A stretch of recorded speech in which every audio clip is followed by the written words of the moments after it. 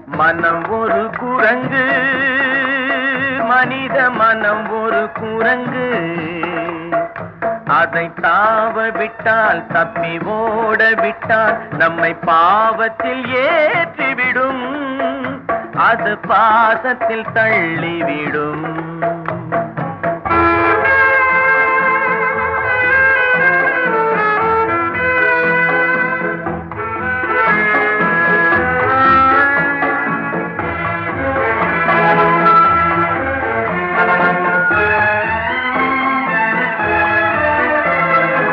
அடித்தாலும் அணைத்தாலும் வழிக்கு வராது.